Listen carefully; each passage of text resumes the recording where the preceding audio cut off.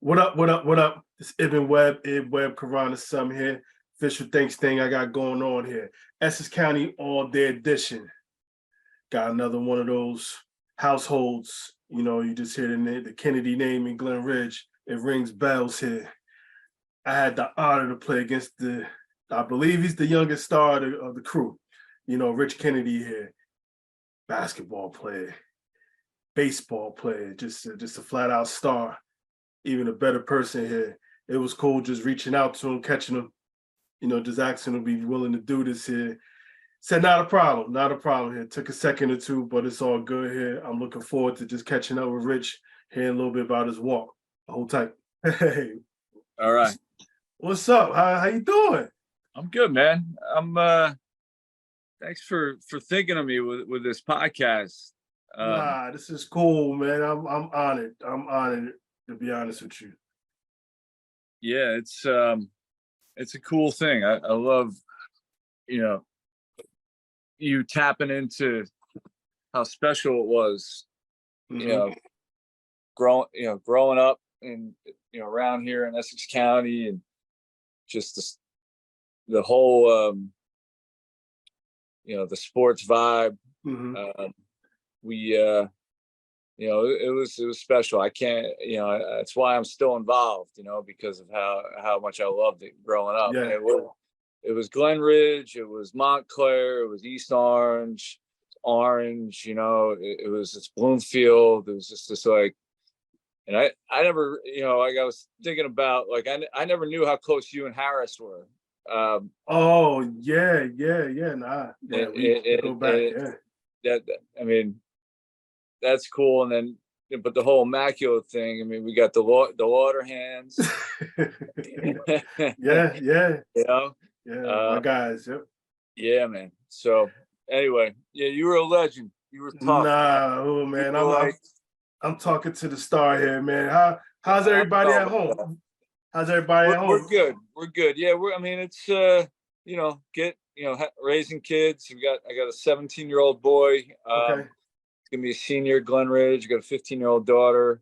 Okay. My wife and we bought mom and dad's house in 2008. So it's just, it's a lot of, so she's been, she's from Utica, New York. We met in the city. But she, she likes being close to the city here in Glen Ridge and stuff. So it's been good. I mean, we, shit, it's expensive, it's like, just finding a way to make it work, as best we can. And we're, dealing with family stuff. Her mother passed away a couple months ago. My condolences. Thanks. Yeah. So it's just, it's life, but we're good. How about you? What's up? Good, man. Everything's good on my end. Like you said, life stuff, still navigating all of that. Thinking back earlier, as far as earlier today, I was like, have you on? I'm like, damn, like we knocking on 50 here. This is crazy. Yeah, this is crazy. That is crazy. That's. I mean, you're a couple years older than me, and I'm thinking about you guys, and I'm like, like those guys. I mean, you're gonna be 50. That I'm like, oh wait.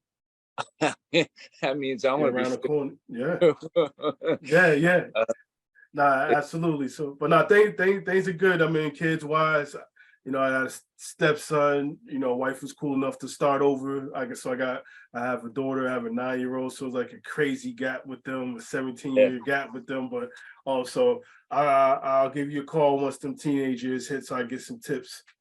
Yeah, it's well, you know what it is. Everything you do just prepares you for the next thing with kids. But the teenage thing is totally it's its own thing. Because we were teenagers, right? Because we did our thing, and you trying to be a good parent, and steer them the right way and communicate the right things and all that.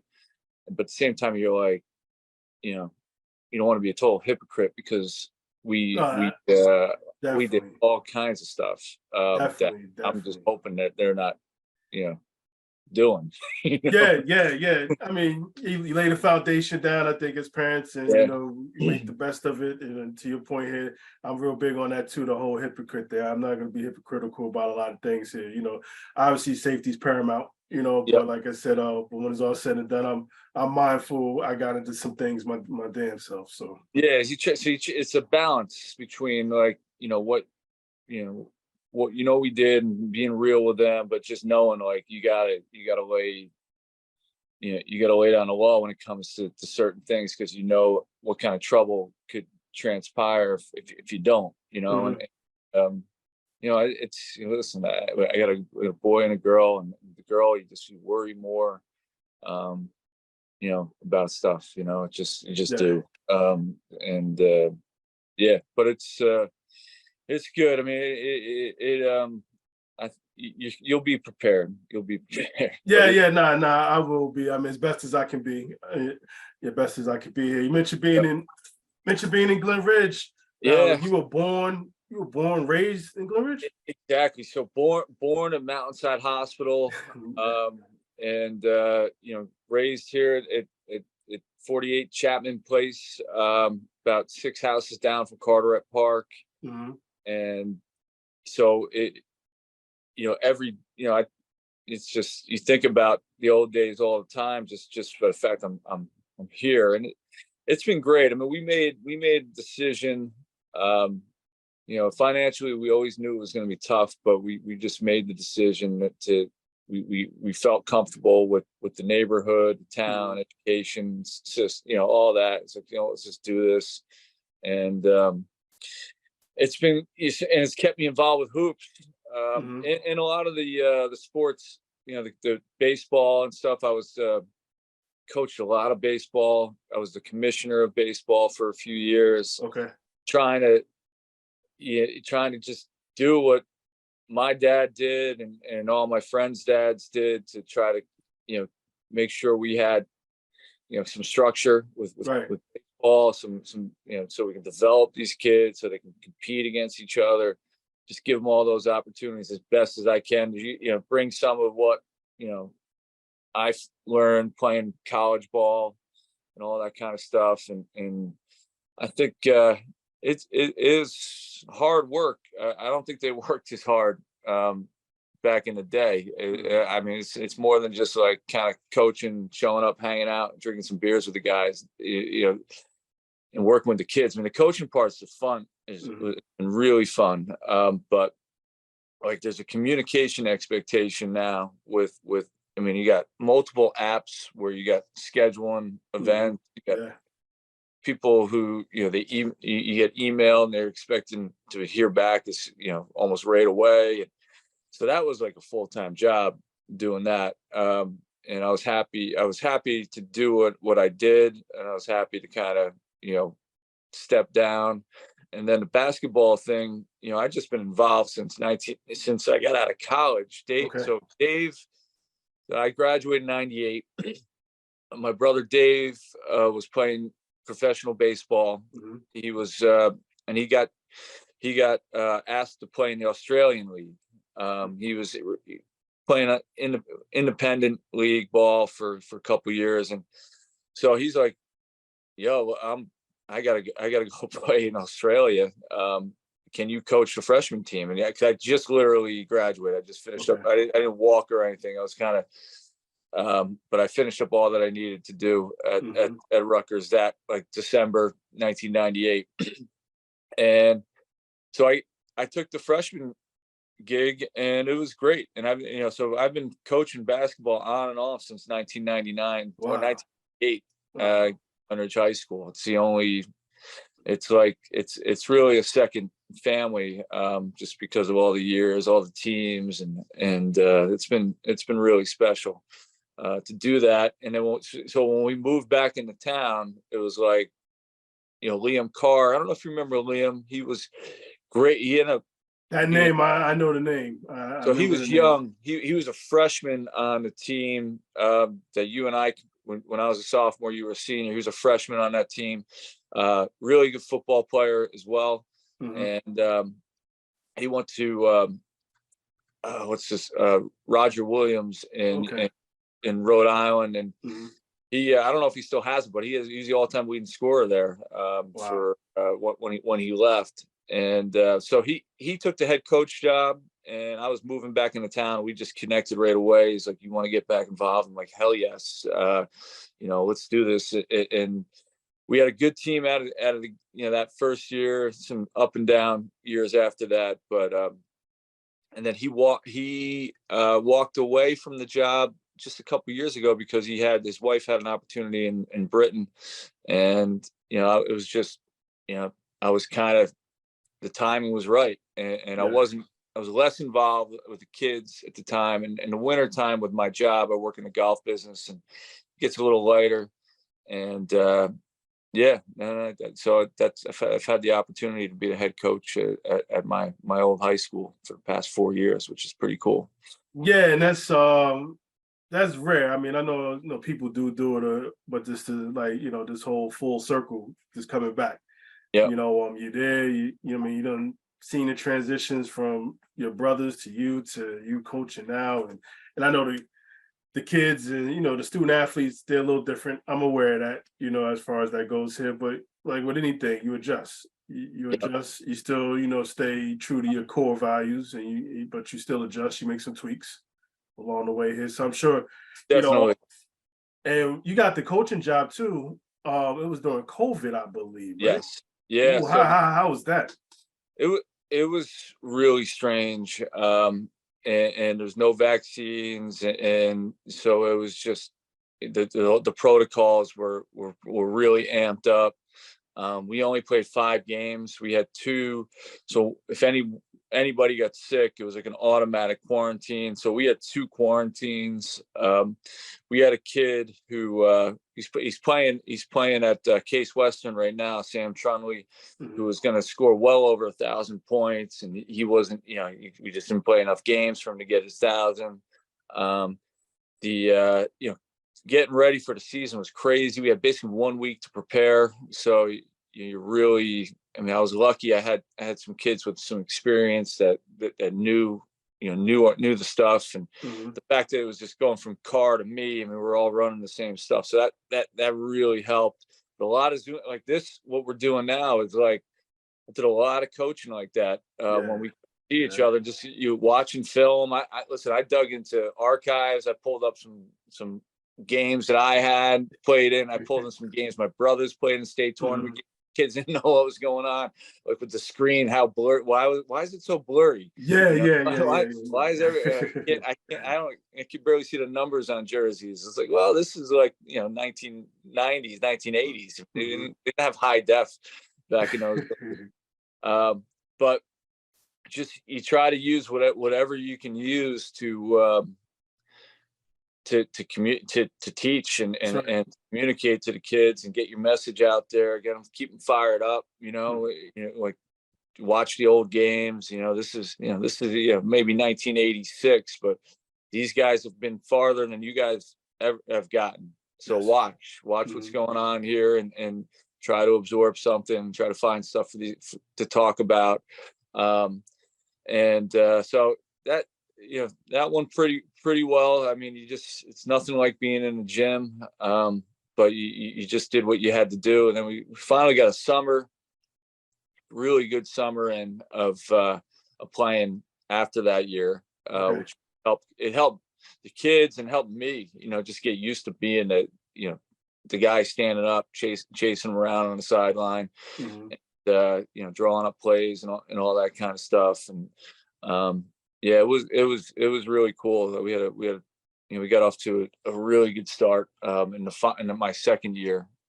Um, it yeah, man. I mean, and then we had we had 5-0. Mhm. Then we got feeling great. We got the holiday tournament. We got Bloomfield. Mhm. For once, we had a team. I felt like you know we could beat Bloomfield. Because it's still a huge difference as far as population and all that other stuff Yeah, I too, mean, right? listen, it's just the bigger schools, they got more kids, and they're Mhm. going to load better, and all that. So and they had a good, had a really good team as well, but we were tough. We were in a tough matchup for them, and yeah, so that tournament didn't happen, and then we played Shabazz down in Shabazz, and I was still under quarantine, and so my assistant coach got his first win, which was cool. But I'm watching a game, you know, and I can't watch the film because it wasn't a live stream. But I'm watching, like, one of the managers was doing updates on her phone, and I'm just, you know, you're sitting there, you're like, why aren't I there? Oh, like what is going on here? But you know, we pulled it out. And I was just like, oh God, and I'm just like, as soon as you got in the gym, you just like come out, like you just read, you know, all right, this is what we got to do. You watch the film and just get after it with the guys. I mean, it's so it's been different. It's getting more, you know, so we didn't have any more quarantines after that, which was good. I'm trying to think this year. So this year, we still, like, in the winter time, the COVID comes back. I mean, as you know, and so kids still get it. We still had a mini quarantine this year, but nothing. Yeah, I had to sit out one game this year because I had COVID, and you had to, you know, it's a mandatory few days you got to sit out. Okay. Yeah, it's thrown us all for a loop, man. I think overall it's been good for the kids. You know, the basketball players have been lucky to have the team throughout the whole process to keep them engaged with Zooms or whatever. I mean, I definitely, I mean, that's the other thing with our teenagers. I mean, that's the wrinkle in the whole equation, is that they had to go through this, like, isolation at home for almost. Yeah, and you see it with them. I mean, you know, behaviors or some of the social cues, you know, done slowed up, or, you know, they don't forgot about some things when things open back up. So, you know, you do see some differences with some of these kids. Yeah. I was gonna say, and even with the coaching, to swing it back, this you playing, like, what was it, was a glove or a basketball? What was when you was young? Always basketball, and I think Really, Billy and Dave, my older brothers, I think would say the same thing. Baseball, I love baseball. Don't get me wrong, but baseball, maybe because we played a lot of basketball too, because I think basketball promotes athleticism and all sports. But baseball came easy. It just, like, we all had good arms. We could all hit. We had good eye-hand coordination. We could glove it. You know, we played all the time on, you know, at Carteret and stuff. And it just, we watched it. We were all baseball fans. But hoops was like the challenge of basketball. It's just the best. I think for me, it is no, like, baseball has its limits as far as ways in which you can create. Okay. And basketball, like, you have to, like, I was, you know, you were a type of player. You were a strong player. You could shoot, right? But you can back guys down. You had a handle, if I remember correctly, but you weren't coming down to go by guys. You were coming down. You were going to back a guy down. And then if guys like Kevin Harris were guarding you and you couldn't go by him, you just shoot it in his face and break our hearts, because stuck some big shots against us. But my point is, like, and I was a different type of player.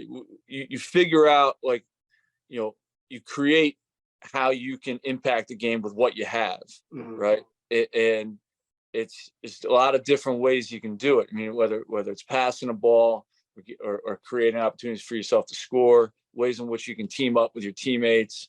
And then if you're not scoring, you can figure out ways to defend it and rebound it and get other guys involved. And it's just like, I just always love the way in which I love going on to Carteret and playing with, you know, being like an older guy, you know, that's pretty good, and playing with, like, you know, say I was in high school, playing with like 5th graders and 6th graders, just to, like, see how I can get them involved and find a way to win, you know, find a way to, like, beat these, you know, whoever we were playing. It's just, you know, kind of piece it together somehow, you know. It's just, and you can work on stuff. Another thing I love about basketball is you can go off on your own, you know, and you you and a rim, knocking down shots, working on your handle, reenacting, game situations, and just like totally lose yourself. And with baseball, I mean, I could throw the ball against the wall, but if I was that's about it, And I like to hit off the tee and stuff. I would do that, but it's just nothing like basketball, in my opinion. The way it pushes your body too. I mean, it tests you. You've always the guy. You gotta. You think you're in shape, and then you're not sometimes. And you got to just find a way to push yourself over to play when you're just like totally gassed. Remember that when you're just out of it. Yes. Game, you're totally gassed, and you just have to figure out a way to push yourself and help you push your team over finish line, finish the game off. And I don't know I just never played anything that had to push me like that. So now, did you play in any leagues like as a kid, like any basketball leagues growing up?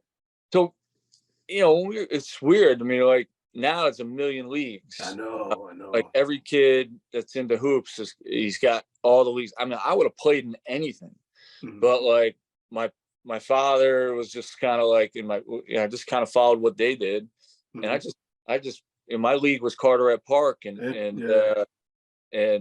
Watts Session sometimes, or Forest the other time, or I'll go up to Rand, Nishuane. I just try to Rand. I heard that in years. Rand. I remember. Try to find wherever you heard. Like Lauderhands would be like, let's go to Sovereign, let's go to Canterbury. Like I would hook up with those guys, go play places. I mean, that was our. We played a lot, and that's how we got good. Because you just played all the time.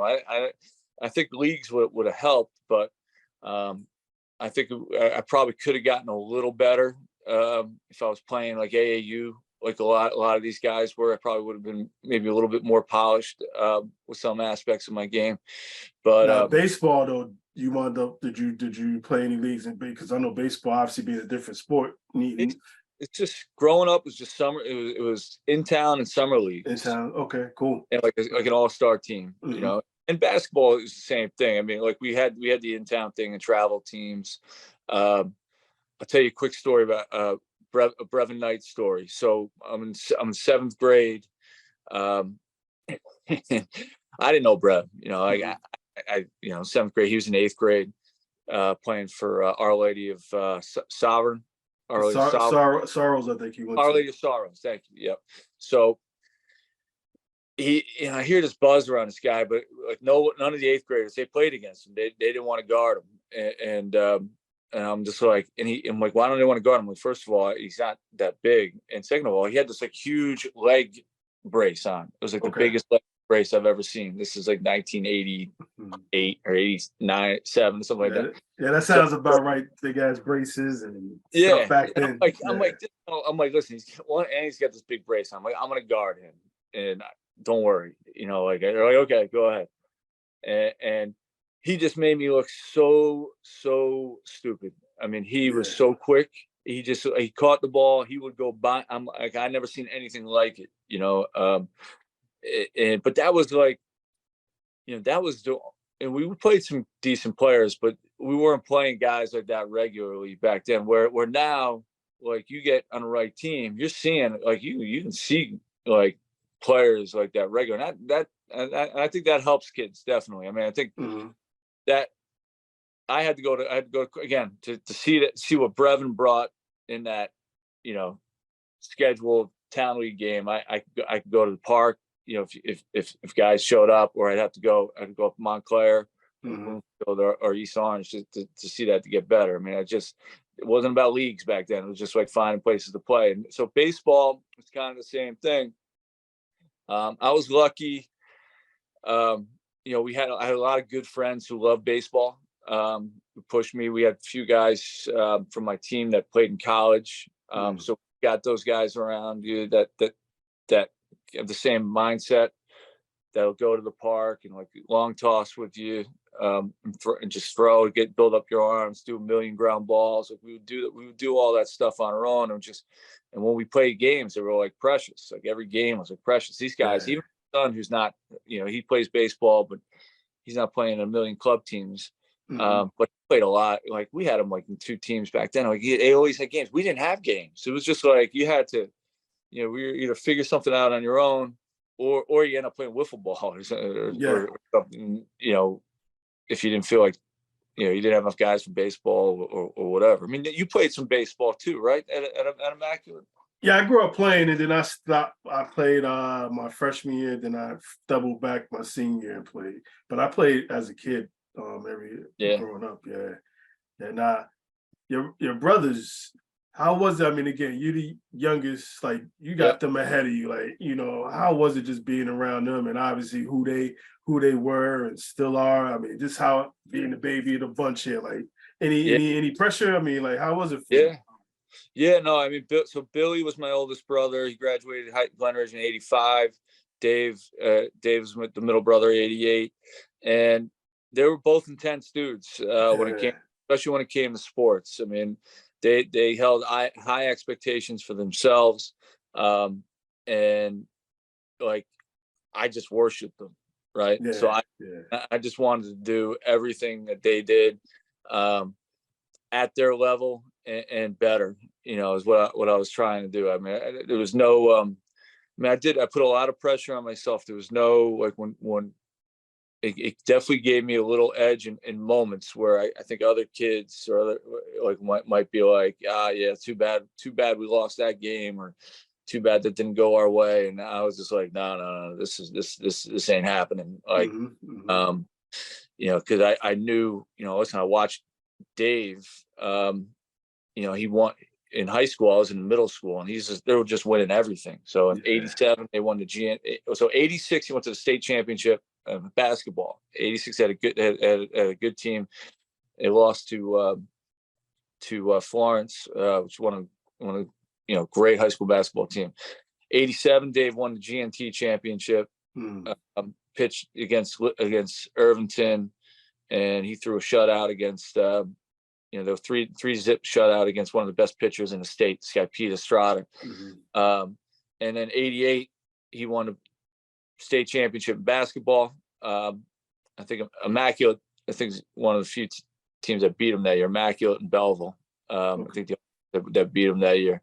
But then they won the state championship in baseball. So I'm a 6th grader, Yeah, watching this, yeah. and I'm like, this is what I got to do. This is like, I want this success. I want to be that good. I want to be better, like what. And so I was, it's cool because you're very motivated. It didn't, maybe there was this, I created some stress for myself that, some pressure on myself. But I really enjoyed it too. Cause I just, I'm a competitor, and I just like challenges. I'm just kind of the way I'm built. So I saw that and I kind of need those challenges. I'm the type of person who needs that kind of like, all right, well, let's do it. And then I believe in the journey and in trying to achieve, Hmm. setting big goals and trying to achieve it. And you learn a lot about yourself along the way. Especially handling where the moments where you think you might have failed, and kind of facing those moments. And maybe you didn't, maybe you didn't fail as much as you thought you did, because you learn, because of what you learned from that moment. Hmm. Like Right. and how it made you tougher the next time you were put in that position, or some other type of situation that you dealt with, because you put yourself in high pressure situations. You fail, but you learn from it, and then you're that much more ready for the next situation that comes your way. And I think it's important to feel that Hmm. for some people. And for me, it's been a big deal. So yeah, they're total, listen, they're total pain in the asses, my brothers. Hmm. Dave, I don't, I think, I mean, there's one game I hit a home run in Sherman, in 6th grade, and I right over his head, almost like I wanted to. I crushed it, and I had like 3 other hits that game. And after the game, he's just like, "Hey, you're not that good. You're just like I'm like walking high because I just thought like, Yeah. you know, I showed big brother like what little brother could do, and he's like, yeah, you're not that good. So, and it was a lot of like, you know, he just put me in my place and didn't want to give me credit for anything, just being a you know, kind of a, you know, a big, like a jerk big brother. Billy kind of like took everything, all the negativity out on Dave. Like he would like just beat him up. Yeah. and because they were only 2-3 years apart, so there was like a different kind of like animosity between those guys. So they're really close. They had their thing. They were teammates together at times, and you know, so it's just like that brotherly dynamic. I mean, we loved each other, but it was like, you know, it was, you know, it wasn't like, you know, we were on each other a lot. You know, I got, you know, those two guys would like, you know, start picking on me, like two on one. They would just go like just tear me apart because I wasn't really fast. Yeah. I was the slowest of the three, and I was, and they would just like just harp on that, like, oh man, you know, I couldn't jump as high as those guys. They would harp on that. They would just like, you would just kill me.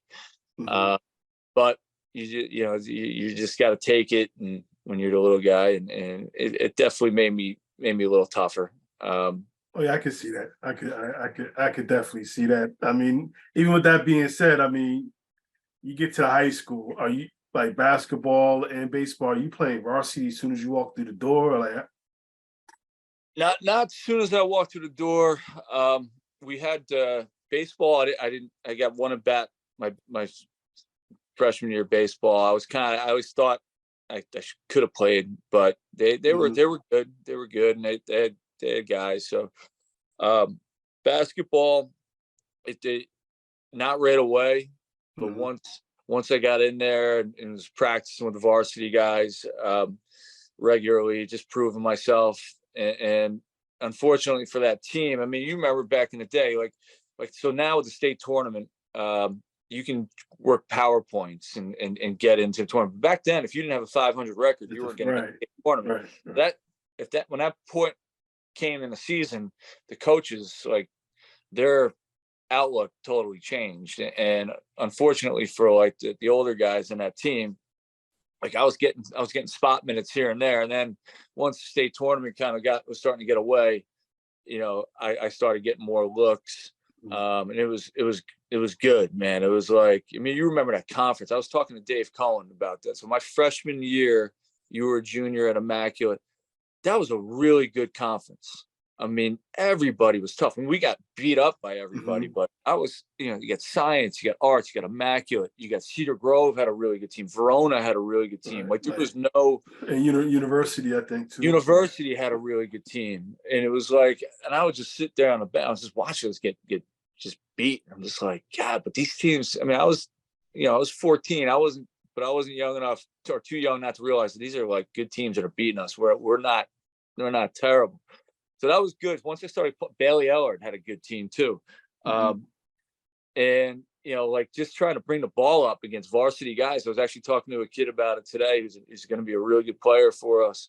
He's got a good handle. I'm like, dude, I had a good handle too. But when you bring it up against varsity guys that like have seen it, they're going to figure out a way to pop it from you. And you got to learn. You got to protect the basketball. And, you know, so that was good that I was able to get in. And so I was ready. Sophomore year, both sports, I was ready to go. I mean, I was, you know, confident and, you know, ready to step in, start. Me and, you know, Harris, that was his senior year. So it's Kevin Harris, Tucker, you remember, it was Tommy King, Chris Prescott. And I got you, I got Brian Mooney, and if you mentioned the other guys, but it was funny because you guys did a similar team that we had. We weren't big. Neither team was big. Nobody's big, correct. Nobody was big. But we were both tough, man. Like you guys guarded, we guarded, and we had some battles. And you know, you guys won the conference that year because you can you can hit 25 footers and you can shoot from anywhere That's funny. accurate. Like, oh, Macklin's heaven. That gym is heaven. Yeah, that gym is heaven. Him and Webb can't make a shot. That's like, anybody. That gym is heaven for anybody. It is for anybody. No, you're right. But especially you who knew you know, put your time in there. Like I'm like we got Harris covering it. We got to shut him down. We should be fine. And he would like guard you for a while, and then all of a sudden he'd be like, Kev, bop, like 25. And Kev's just like, oh man, Kev was a good defender. I mean, Kev was tough. He was.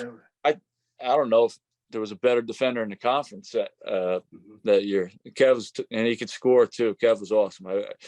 So I looked up to those guys, man. Kev and Tuck, especially. They were captains. And it was funny. Coach Tenero always tell Kev to like take me out, like because I was a young kid on the team, and they knew I looked up to him or something. I didn't really care. I was like, so Kev would like be like, yeah, let's go see this game. Let's go hang out. So it was cool. I love Kev. So we go see you play at Immaculate, and it's that story I was telling you about the other day. So we go see you play.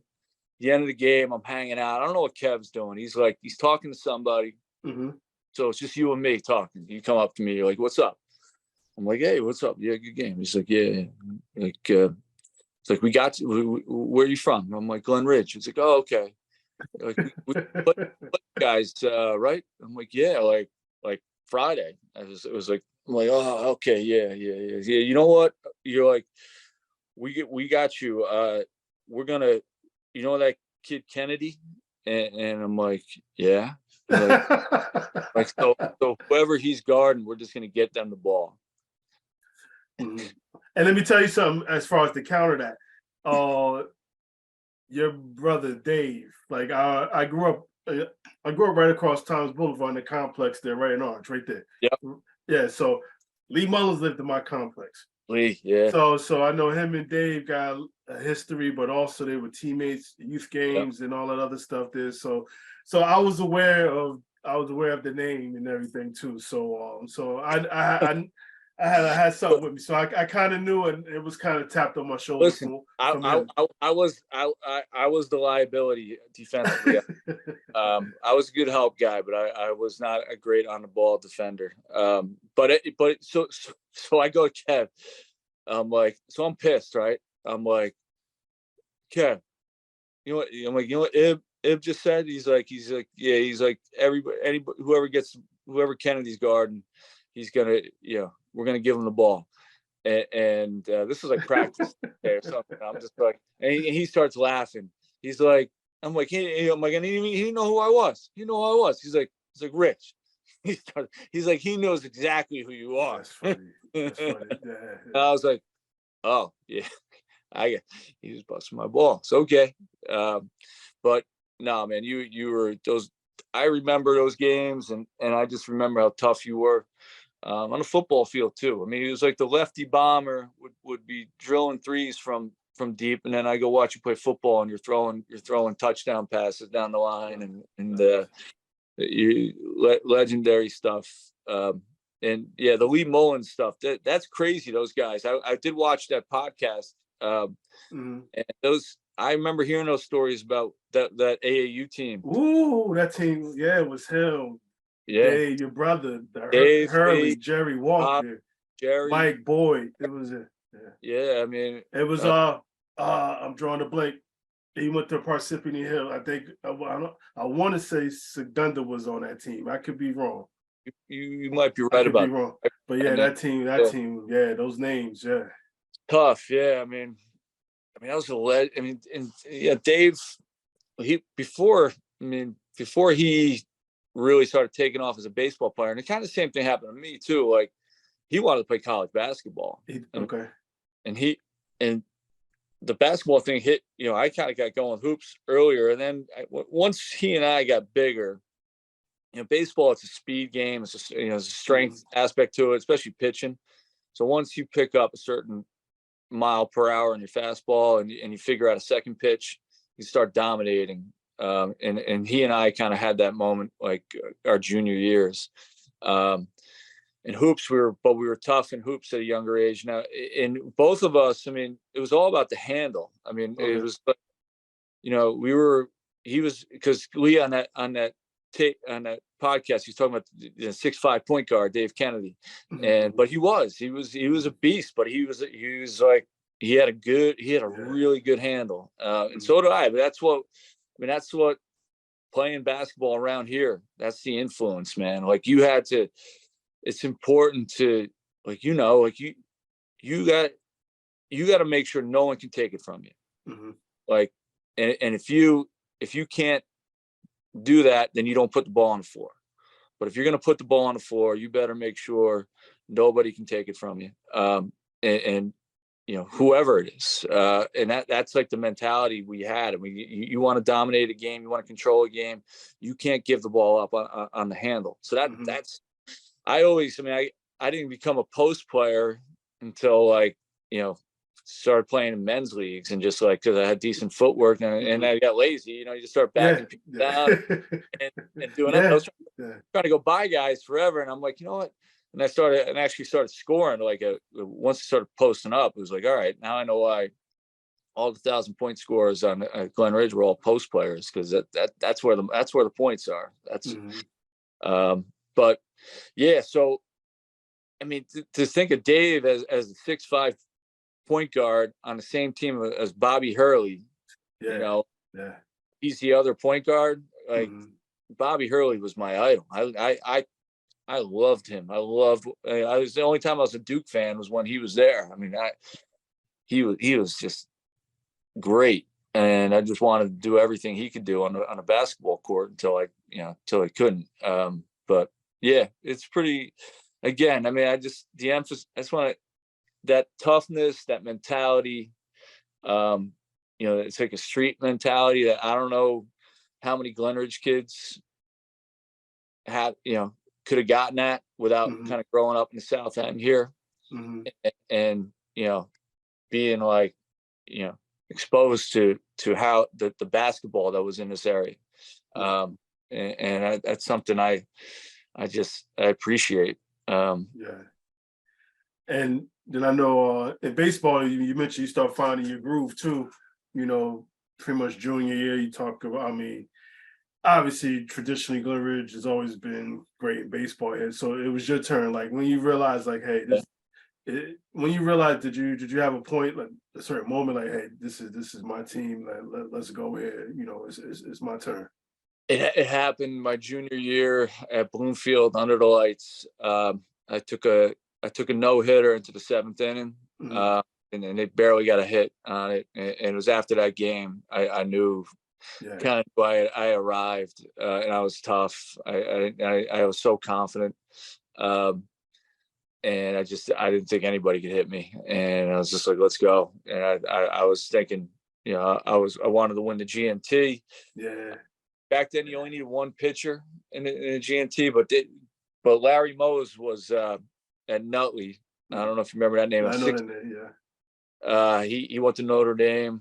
He's a year older than me. He was awesome. He was better than me as a pitcher as a senior than I was as a junior. But I never got that game. I wanted to face him. I never got that game because Cedar Grove upset us.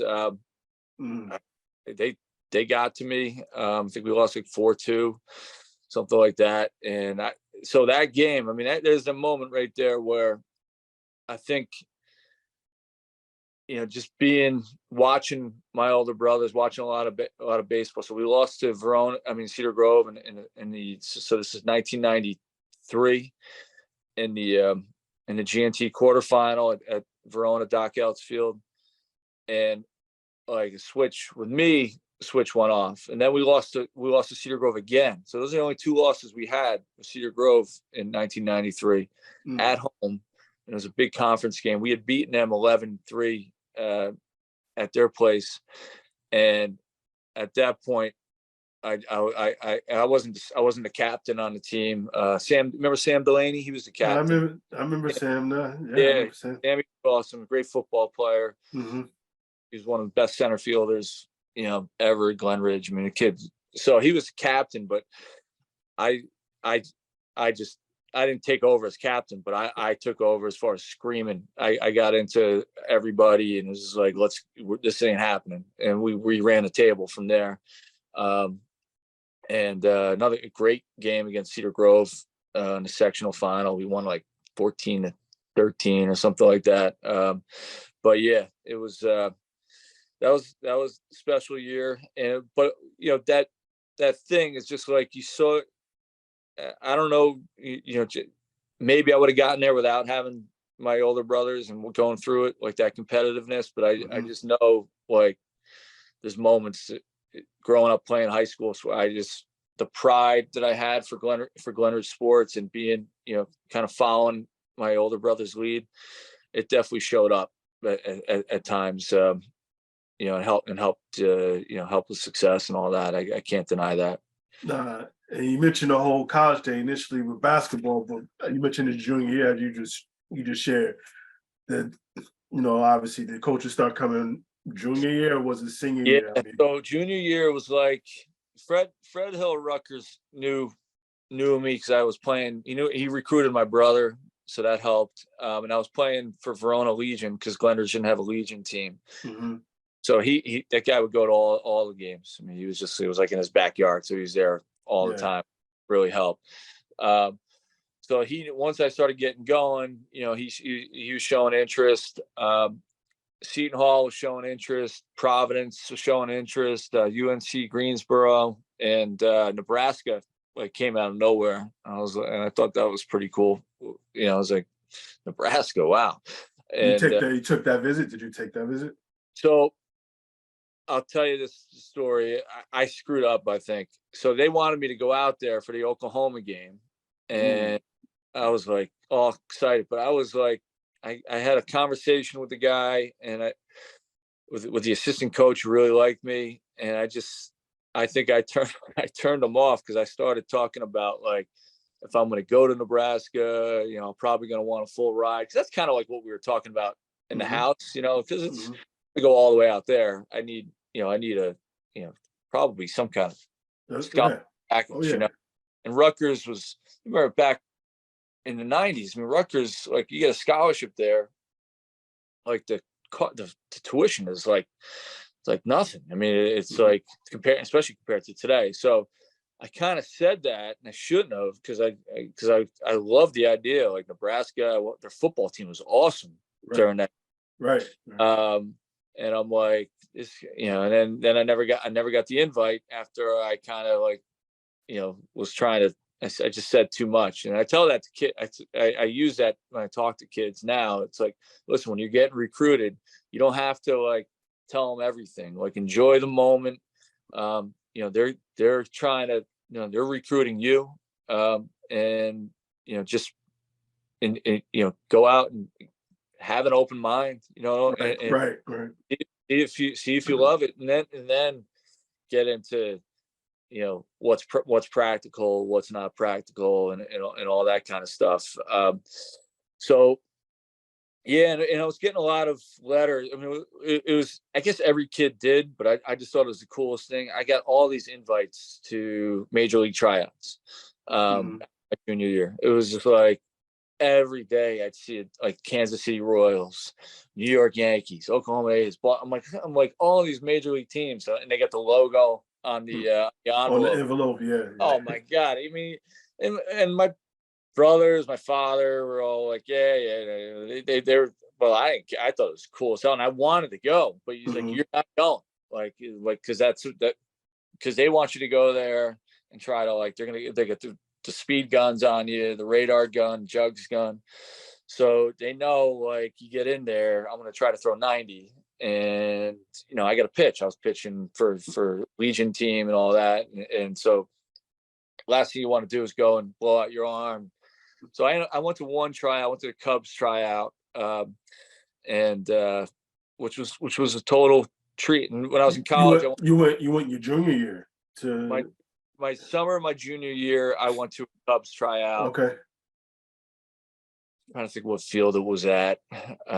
And scout too was a big time Jersey scout, and my father's gonna kill me, but I'm not gonna remember his name. He was a great guy, a big guy. Always, he was like the classic guy. He had the cigar in his mouth. He comes in on like a beach chair. He'd have it out, and he'd have the big jugs gun. And he's just like looking at looking. I hope his name comes to me, but he was a great guy, and it helped. Listen, I was throwing mid 80s at that point, so again, even if my last name wasn't Dave Kennedy's little brother, because Dave got a lot of that, I think I would have gotten some looks, but that certainly helped. I mean, at that point, he'd been drafted by California Angels, and so there's a little buzz around possibility of his little brother being also just as good. It was cool. It was cool. I totally dug it. Let me ask, even with baseball, was his junior, like, how's it feel just to be a state champ? So that was great. I mean, one of the best parts is just that, at least back then, and I don't think they've ever had a tournament of champions of baseball, is that you finish the season on a winning note. That just feels great, because there's the moment, and you've been there, that moment in the locker room when you lost, and it's just like that conclusion, there's emotions and stuff, and it's all healthy, and you put a lot into it. But like, when you win a state championship, you're just having a good time with your teammates, like you're just like, you're celebrating the whole thing. And there's no, like, you're going out a winner. So that was a nice sense of accomplishment. It was good to get it done, I felt like, as a junior too. And so you're like, I'm gonna, there's more, you want more. And, and it was great. It was, you put the banner up, put a stamp on you, and your teammates put a stamp on your, your time at the school. And 93 was your year. It's great. Now at 94 we were actually better, and we didn't win a state championship or the counties, and that was like disappointing. We were 24-2. We had one more win, but when you don't do it, it's like it's like we underachieved. We were 24-2. We were ranked in the state all year. We were number 2 in the state at one point. That's crazy. We were some poll. I don't even know what it was. I don't think it was USA Today, but we were ranked in the country in some kind of poll, which was wild. There's a lot of buzz around the team, but then we didn't close the deal. So what was because you guys, Immaculate, you guys have kind of always been, the conference has been the deal, because you've always, like in basketball, you got St. Anthony's in your section, correct, right? Every year. I mean, you got St. Anthony's, at least definitely back then. Back then, right? Football, I don't know how you guys. I forget how you guys. Football. We just my last year, we was over 500. We didn't make the states or anything, but you still had like the Pope Johns of the world, and and all those guys here. The basketball was interesting, and like I said, I know I was like, damn, I had to think of the last game I played. Kevin Boyle, name rings a bell. Yep. Yeah, that's when he got going. That was I don't know if that was his first or second year at St. Pat's. So that was the last game. That lineup, I'm not lying. It had to be like, that front line was like 6'7". You talked about being a small team. Yeah, we had that whole front line, and then on the bench, I think they had like another 6 something in the 7. I think they had a 7 foot on the bench too. Yeah. So. We lost by 3, and we only lost by 3. You lost by 3? Oh man! But like I said, this is when he started getting it going. This is he started getting going. So do you think about that game? No. I thought about it. I was like, because when I see him, I was like, damn, this is the guy that ended my career. So, but just to see him being a Jersey guy and all he's done for basketball is great, with the Kyries and the list goes on, and him being down there, that powerhouse down in Florida. So like, I think it's cool. Like I said, I just root for Jersey. it's totally cool. I mean, you were part of that. Yeah. I mean, with you mentioned Kyrie. So Kyrie, my probably my fourth or fifth year with Carr coaching. I'm sorry, first year with Carr. He was a freshman at MK. How was that? I mean, I knew he went to MKA. Yeah, no, he's so skinny, right? But he can, right? He was just like he's just flying around the court, and we actually beat them at MKA. Okay. Early, I think we caught him just early enough to get him, and we were able to make him uncomfortable enough just to kind of not make him a big factor. I don't think he shot well in that game.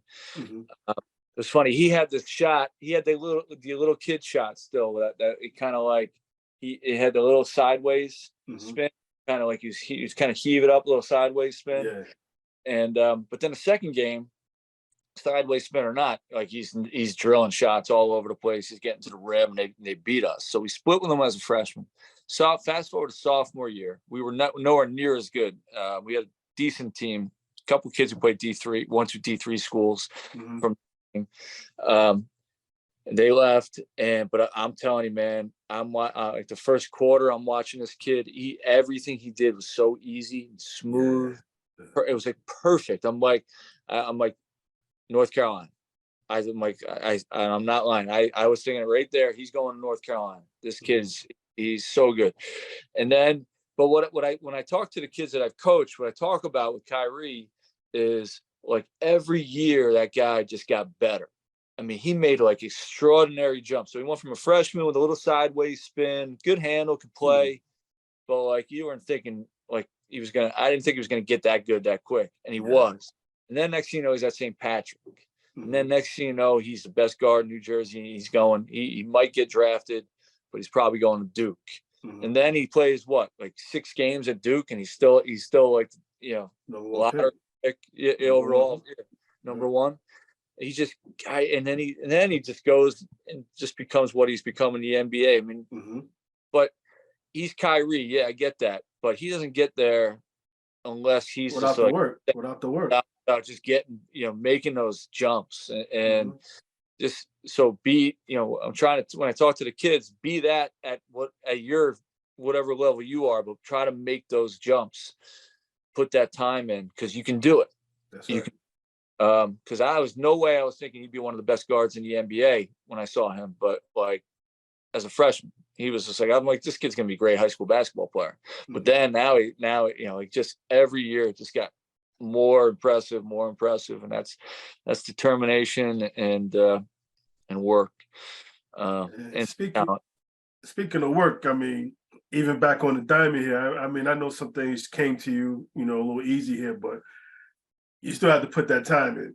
You talked about things picking up, your junior year going into your senior year. I did dig slightly here, and I was just like, wow, you half the time you was at bat, you got to hit your senior year. That's the hit of baseball is troublesome in itself here. So to do it half the time is unheard of. Yeah, I love hitting, and I love I love getting on base. I hate not getting on base. That's always like the thing growing up. Just like I just can't, like when you're out, you got to go sit down. It just drives me nuts.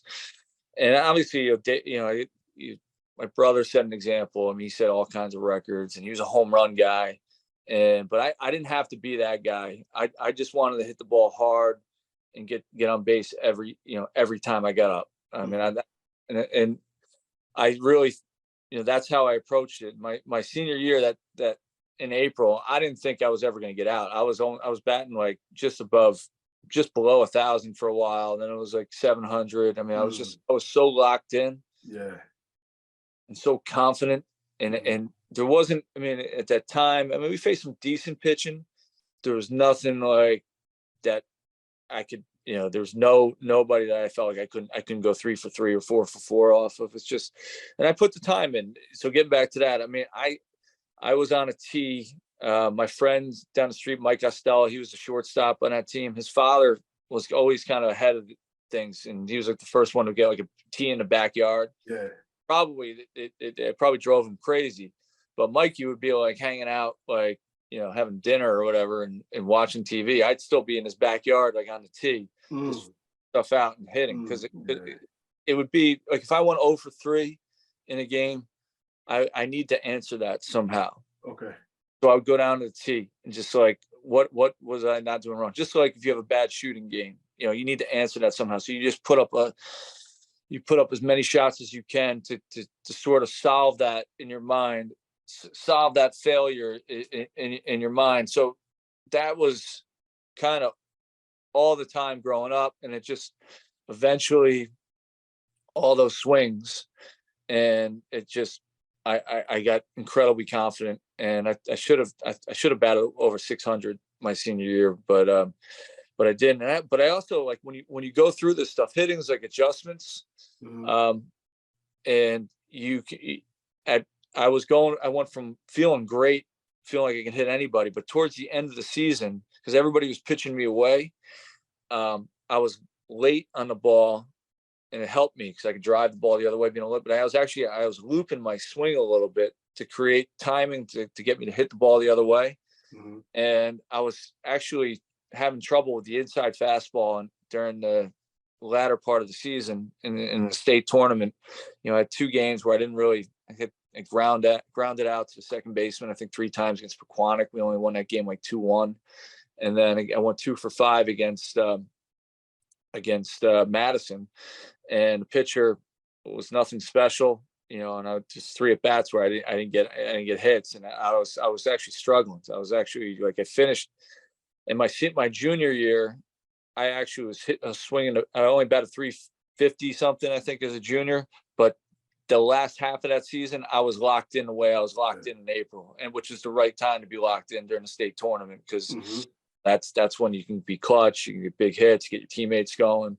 And I was crushing the ball, and I was actually a better hitter at the end of my junior year by a lot than I was in my senior year, even though my junior year I batted 350. My senior year I was 540 or 530 something.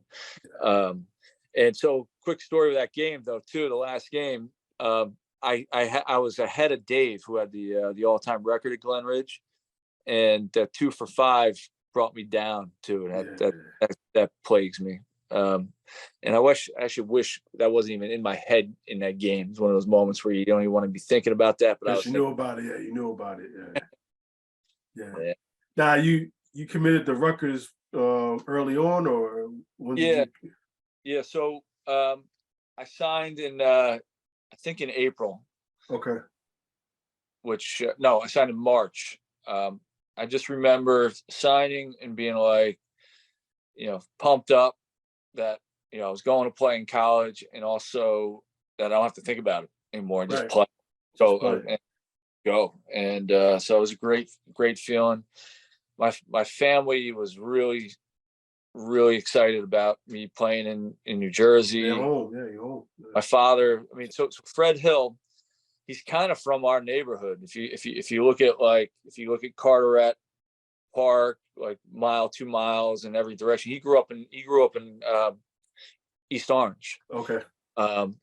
And he went to Clifford Scott, so, and it's like, I don't know, to play for him, and old school guy, but like old school, told you exactly you knew exactly where he stood with you. And at the same time, he let you be a young man, let you be a college kid, let you make mistakes, let you do and would forgive you, and say, get on your case, but then, we move on together with it. He's just a really, and the guy's got all the wins in the world. He's got over 1,000 wins. He coached baseball, football and baseball at Montclair State. I don't know too many guys do that, in the early 80s, and then he got the head job. Well, a lot of people want him to coach football at Rutgers, but he got, it's just, it's definitely special to play with him. My father was very excited about me playing for Fred Hill, and so it's a big deal. How's that transition for you? You Group 1, but Yeah. still, it's baseball. To me, the game is the game here. But I know, there's other factors that play involved. Especially when you move up here. The mental aspect and everything else is more of a business. And back then, that was the Big East, right? Back then. So freshman year was A10. Okay. Went to the Big East. And I remember fall practice. So yeah, I mean, it was definitely a transition because you were like, I mean, honestly, when I got there, I assumed everybody was like, it was weird. Like, you're confident, right? I'm like, I'm still confident. I'm like, I know I'm good. You gave me a scholarship. I'm here because I got a scholarship. I throw hard. I got a good curveball. If I can throw strikes, I know I'm going to get guys out. So it's like that kind of thing. That's what, pitcher's mentality. But honestly, I thought everybody was going to be better than me. Okay. And I thought, but not only like the kids, the older guys on the team, but the kids that got recruited. I'm like, I just assumed everybody was like awesome. And which I guess maybe that was a good way to do it. So I put a lot of pressure on myself to perform. I remember the first fall outing, I didn't do great. I kind of walked some guys, but then I just got going, and I was really focused, like really locked in, and definitely made a push. I definitely got myself in position. That my coach had confidence in me to start using me in the season. I was like a long reliever to start. But it's funny. I mean, I just thought I actually thought I had to be like perfect. I really didn't. I mean, I had good stuff. I had like really good movement on my ball, like late movement, and I just needed to just trust myself. But you just feel like I don't know how it was like with football, but you just, when you don't know people and you're around, I just assume everybody's great. I just and I got to step up. I got to get going. And then, as it turned out, like I was like the top freshman, and at that time, and I was the number one pitcher. I was the number one starter by the end of the year, in part because of injuries to the older guys on the staff. But I was winning games, and I was able to dominate in the A10, which is good. Not all the time, but I was either dominating or just or keep my team in it. I had a good my first start ever was against Miami. Wow. Yeah. It was crazy, and it didn't go well. Yeah, I gave up 2 home runs in the first inning. I was out. Those guys were awesome. They were, and I was, way too hyped.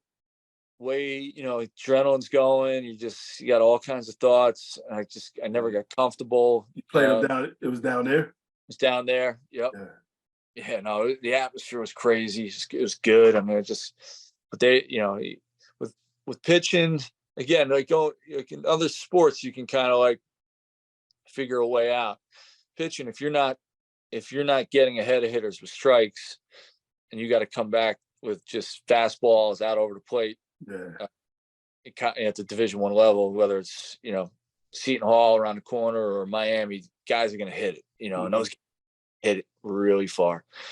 One guy hit it off the parking deck in left center field, Bruce Thompson, and this other guy is a first baseman, Boxley, something like that.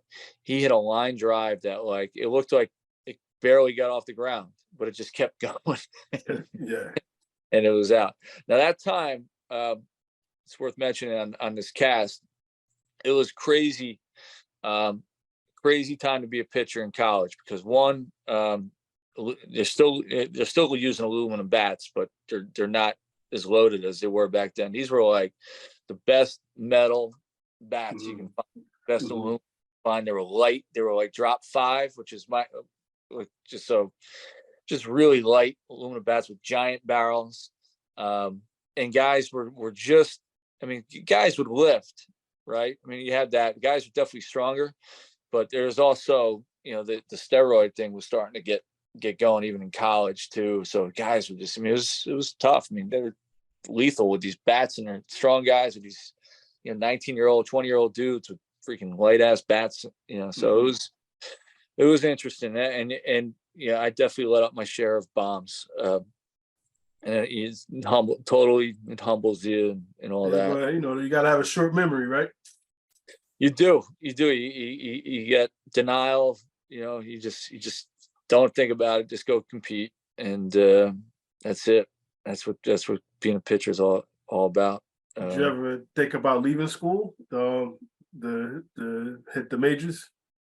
So in baseball, you have to, your draft year is your junior year. Okay. And so I was definitely throwing hard enough. Throwing upper 80s, nipping 90 as a sophomore. I was getting looks. I was getting invites to camps and stuff, and tryouts and all that kind of stuff. I didn't have a good junior year. I didn't get off to a great start. I got an injury during the year. I got a shoulder thing. Went down to my elbow, and so that once you get injured, it's tough to. If you get drafted and then you get injured, okay, they'll put money in. You'll go through the rehab. To be in college, to have injured, and to school. I mean, I bounced back pretty well from it. I mean, I finished out the season, but I wasn't throwing as hard, and I became. So a few things happened that So basically, I didn't have an opportunity. I didn't get drafted to play, which honestly I could have maybe pushed after I graduated to catch on with an independent team or something like that. But I don't know, maybe you went through something similar with football. You come to, it's like a moment where, you look at the time and effort you're putting in, and you look at your future, and you're like, guys like you and I, what it is, what level you got to get to in order to, for things to really take off. It's just how it is. It's how we are. We're competitors. You can see it. You can see why other guys are going off. And you can see, and I just wasn't seeing it for myself. I'm like, listen, I can go out, I can compete, I can throw hard. I got to change up now. I can keep getting better. I know I'll keep getting better, but am I really going to be taken seriously as a professional athlete if I'm not, I'm not throwing 90 and, I'm coming off, I'm still, they may be thinking I might have an injury situation. I mean, I'm like, or is it time to just move on and try to start figuring stuff out? And I was like, all right, let's finish up school and let's see what else is out there. And that's kind of where I ended up with all that. Because I know you said earlier you were pretty much right into coaching, so I'm sure that helped a little bit. It does. It especially basketball. I mean, the discipline of basketball, physically and mentally, that you have to undergo as a player. It helped me at that time. It just put things right in the focus for me. So I started getting back into that mentality. I totally gravitated to it. It was great. And it helped me, when you're transitioning from college to all of a sudden the real world, like there's stuff that you just, like anxiety type stuff just hits you. You may not even be ready for it. So I was dealing with some anxiety about, maybe somewhat about, failure, not kind of achieving what I wanted to achieve as an athlete.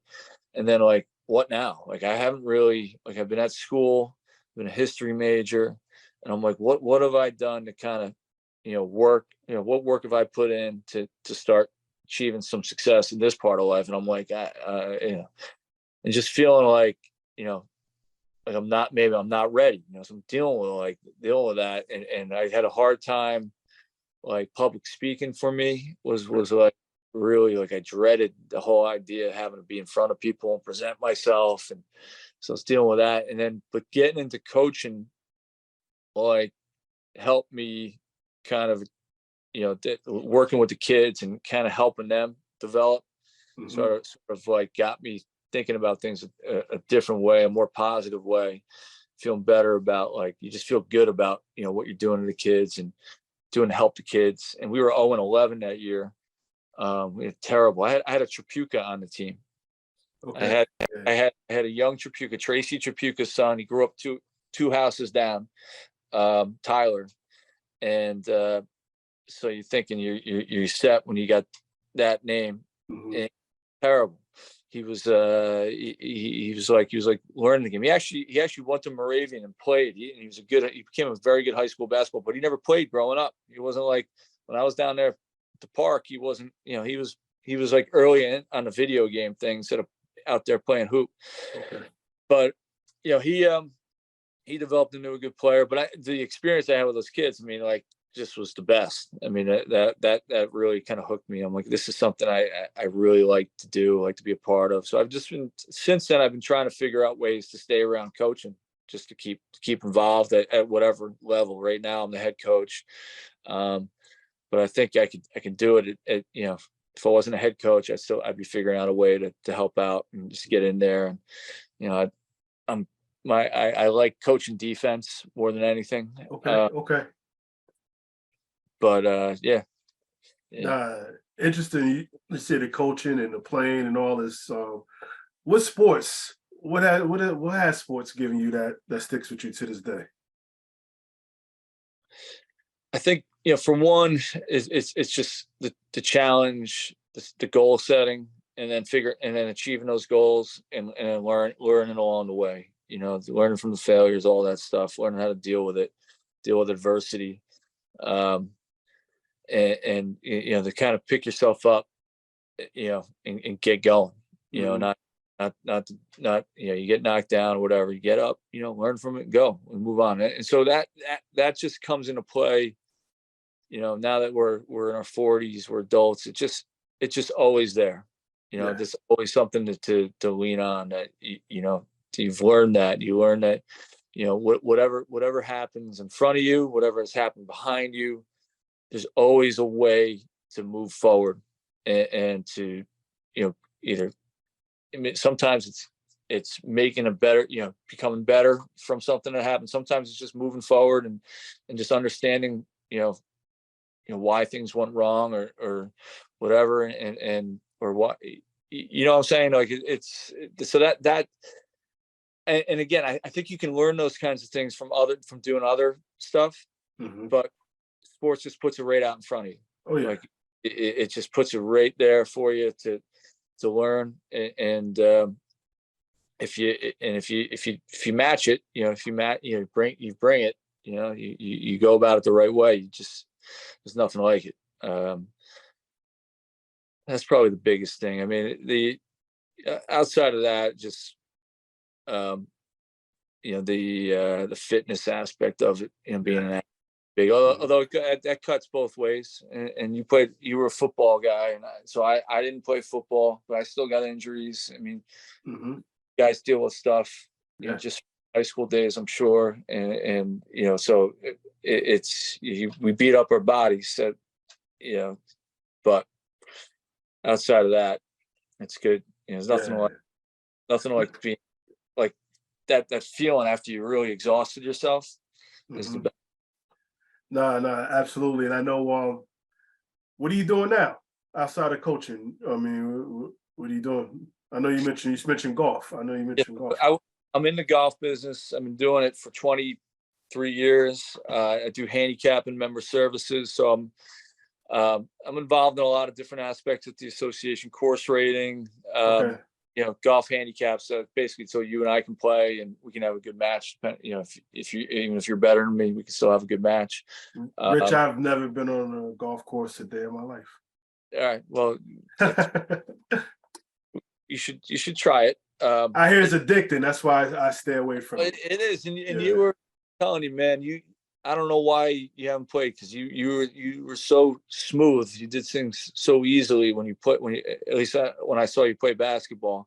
Like you probably have the tempo to be a good golfer. The addiction part. I like with a kid and wife, I was like, nah, I'm cool. Yeah, you got to get obsessed, and I never fully got obsessed with golf. And I'll tell you, I was caddying at Glenridge Country Club. That's where I really got into it. It's like when you caddy, you play on Mondays, and so I'm caddying with these guys, these older guys. They like to gamble. Like we're playing skins, and I had to think one day where I'm like winning. I don't know what, I just usually just let these guys take my money. Actually, it was the worst thing I did, because after that, I never got like, they never gave me strokes or anything like that. But I was on fire. So I just kept playing because I was like addicted. I'm just like, oh my God, I'm getting really good at this game. Yeah. And then I started shanking the ball. And so here, you remember how you were when you were 14, 15, right? You were like, you're a great basketball player, football player, like you got that confidence, right? Feeling, and I was kind of like, I had that confidence that I was just like this really good athlete. And then I went from feeling that in golf to like, oh my God, like I don't no idea what I'm doing. Every time I swung the ball went another direction. It felt terrible. And I was just like, screw this. Yeah. I'm not gonna invest in this. I mean, I'm good at like this is. So that was kind of it. And like probably would be if I could have fought through that, because it's just mechanical stuff but like that just spooked me from the sport. I don't need this. Like I'm gonna go strike people out. I'm gonna stick J's on people. I'm just I can do that. I don't need this. So it's you got to be obsessed. It help. I shouldn't say you got to be obsessed. It helps to be obsessed. You got to practice, and you got to. It's a process, but there's rewards. I mean, it's you're walking, you're outside. If you're walking and playing, you're outside. I mean, a lot of guys. I'm sure you got buddies. They like to go out and play and hang out and catch up. Right. It's without having to go to a bar or just hang out on the golf course for a day with guys. And people really dig that, especially since COVID. People really like have found that to be a good social time. So I could see that. I could definitely see that here. I know you say you saw one or two of these here. On the back end here, I put you on the spot a little bit. Yeah, go ahead, please. We're driving Parkway to Turnpike. Parkway. Here's one for you: Jimmy Buffs or Arthur Treacher's. Ooh, I never went to either of them that much, so I'd say Jimmy Buffs. Okay. Let me see. NBA Inside Stuff or the Baseball Bunch? Oof. I'm not a guy, so I probably watched that more than the baseball. To be honest with you. You remember that one? Do you remember that one with Johnny Bench? Do you remember? I don't know if you remember. Yeah, right. That's right. Yeah, that's the one with Johnny Bench. Yeah. All right. No, that's good. Cool. Bloomfield Ave or Ridgewood Ave? Ridgewood. When you're not coaching, being a family guy, and everything else here, what do you like to do? So I'm into hiking. I'm getting into like just these nature hikes, walks through the woods and stuff, and you get a little workout from it too, elevation climbs. My son has got me into biking. I'm getting into some mountain biking, and I'm sort of borderline getting addicted to it a little bit. I like the adventure, and I like again the workout. I play, believe it or not, I play guitar. What kind of guitar? Mostly acoustic.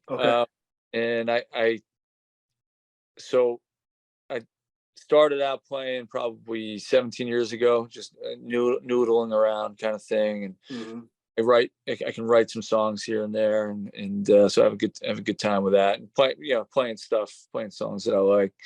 I'm music obsessed. Listen to a lot of different music. From a lot, mostly blues kind of centered music. Love, very into like classic rock and the classic blues stuff that was coming out back in those days, like Cream and Jeff Beck, Rolling Stone stuff. And,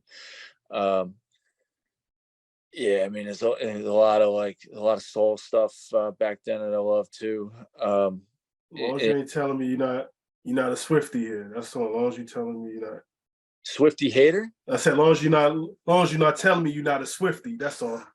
What is a Swiftie? I thought your daughter. I don't know your daughter. Anybody? Taylor Swift. That's what they call it. No. We're not big into Taylor. here. Perfect. Yeah, no. All right, So yeah, a lot of music, man. cool, A lot of music. Totally. cool. Glen Ridge High, Rutgers. Oof, Glenridge High. Yeah, I mean, it's nothing like growing up with kids and experiences we had together and yeah. sports teams and stuff. It was fun. Rutgers was great, but Glenridge is special. Now let me ask you about Glen Ridge as far as outside of the parks or whatever. Did y'all have like a hangout spot? I never like just for maybe caught up after the games or when it was in the school. Was it like a certain hangout spot? Yeah, I mean it was all just basements of friends' houses. Okay. That's like we would like Eagle Rock. Occasionally, people would meet up there. But nowhere in town was nothing in town. Like, hey, we're gonna go here. Nothing. We honestly we didn't. We stayed away. Like the kids now go hang out at the park, but we just kind of like because if we were maybe having some adult beverages or anything like that, we wouldn't want to be out in the open with that. So we would be, but mainly even so, like if we were just hanging out in the basements, friends up playing RBI baseball, Nintendo, and Sega, just chilling, watching movies and stuff. It was just a matter of whose house we were going to go hang out in. Carteret was sort of my backyard. So I spent days down at Carteret, but I didn't really. It's weird. I never really. I tried. I would call people to go, and I would knock doors to go, but most of the time I just went down there and just wait. Whoever showed up, and then just we played basketball, wiffle ball, whatever. Just kind of be there. So that would be. But that was not in high school. In high school, it was like people's house. Now, Carteret, does it still have the whole Glen Ridge residents only sign up? That's a good question. It might, which is bullshit. And you think about that, like just the times we in, and think looking at it as adults, it's interesting. Like like I'm aware of that, but we never paid that shit no mind. Yeah, we would just go and play. But it was always interesting just to see whether it was Glen Ridge or another maybe suburban town or what have you with these signs of the residents only. Again, you're entitled to what you want, but it's a park. It's a park. I know. I tell you, man. I'll tell you this one story. My father almost ripped the head off of Glenridge police officer. I don't know if you remember Henry Alston at all. Henry Alston. So he was the best player on that '86 team. Okay. So Henry, black guy, East Orange, I think he's from. Went to Glenridge High School, and so he's playing at the park with a couple of his friends, and somebody called the police, and like he's a Glenridge High School basketball player. My father got wind of it. He went down there and he just ripped these guys to no end, told them to get lost, and he sent them away basically. I mean, it was I mean, I've always and I told it's it's my childhood playing with black kids from wherever around here, whether it's from Orange, East Orange, Montclair, Bloomfield. I mean, it was like I just it was I loved it, and I didn't. All it was to me like these kids just love a game that I love, and it was like I feel like more comfortable like here, like I just like so. It always upset me about Carteret, and they don't have a hoop there now, and that upsets me too. Oh, they don't even have one up. They don't even have one. Yeah. So. Yeah, and it's crazy bad enough. We gotta push these kids to even be outside. So that's one less reason for them not to go out. Though there's no hoop. Yeah, exactly. That's what I tried to get them to do it. They put a hoop. They redid Forest. They put up. Like I got a hoop in front of my house right now. That's pretty much the only game in the South End. unfortunately. Nishuane is crazy. Like they redid those courts over there. They did, okay. It's so good. It's like glass backboards, new concrete, Mhm. 2.5 courts, 2 full courts, half court. I was just up there the other day. Okay. No, that's good, good. Now, coaching or play, what do you prefer? What do you like, Play- rather? What do you like? Playing. Playing, definitely. Yeah, Yeah, no, I like to play. yeah. Coaching's great, but if you can't play, coaching's great. But I want to play. Okay. What about you? I never coached. I refuse to coach. I But would never, yeah, yeah, I wouldn't coach. I watch you guys. I watch. Crazy though. I've been an official though. I've been in basketball, good. football. I've done softball and baseball as well too. But that was to stay around. But coaching, I was I couldn't coach. Ooh. So I commend you guys, and I know it keeps the energy there and everything else too. But you also get to see. It's kind of like I'll just say like Play-Doh or something. You just build something. You just see. You just watch it get built. And you talked about earlier about coming in with that record, but you had to turn around the following year. So it's all. I'm sure from that perspective, and later on, I'm sure you bump into some of these kids somewhere. Like for a grown man to still call you coach, Yeah, that means a lot. that means a lot. Yeah, that does mean a lot. That's where you get as a coach. What's also cool is that it doesn't end after 4 years. No, no. Like there's not like you just another group of kids come in, you go to work, and it's not like that. That thing, which is borderline heartbreaking when you have to walk away. And you just keep going as a coach, Yeah. which is good, which is what I like about it. But I like to play. I mean, I'm still trying to play. I should probably just stop, but I still play. Nah. Stay out there. Stay out there for all of us. Definitely. Best game you ever played in your life? Any sport? There's one game, just something, one sport to stick out every now and then. Like, wow. Yeah, that's a good. That's a good. So Cedar Grove, my baseball conference game senior year, I went 4 for 4 and threw a no hitter. Mm. And so a couple state tournament games, pitching, when I had those games where I could dominate pitching and go 3 for 3 or 3 for 4 and impact the game that way. Those were big games. But the Grove sticks out because that was my only no hitter. Just in a groove that day, huh? Yeah, it was just it was like a day where it was cloudy, like an overcast day, and I've always had like with pitching, and like I'm a feel guy, like you get that little extra moisture Mm-hmm. in your hands, and like my just ball just felt great in my hand. My curveball was just snapping off the table. I was fastball was just exploding at the plate, and I was just like, oh man, it's a good feeling. I mean, I guess with baseball, with football, you got to when you're playing quarterback and you're just like you start warming up and you cut a few loose and it just feels like whoa, I got it. That kind of thing. Like you're just like it's over for who you're facing. You get in that zone. It's nothing like it. Basketball, kind of. Just never won that big game in hoops. One of the biggest games we won. I only scored 15, but it was at Immaculate my senior year. Okay. It was to clinch the conference. Oh, you beat those guys. You beat Omar and Gil and all of them. Yeah. It was. So I'll try to give you a quick summary of that.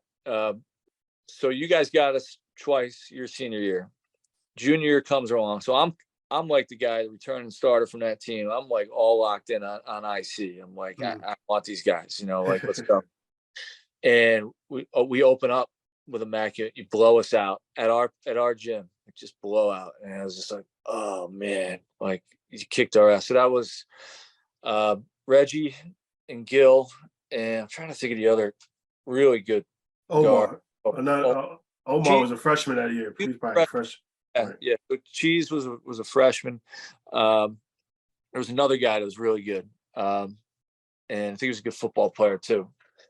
You might come up with his name, but so we got smoked, and then we played Chatham up at Chatham, and they beat us, and I'm like, oh my god, it's just like how we lose to Chatham. We beat them twice the year before, and I'm like, we're 0-2, and we got immaculate again in the first round of the holiday tournament. Okay.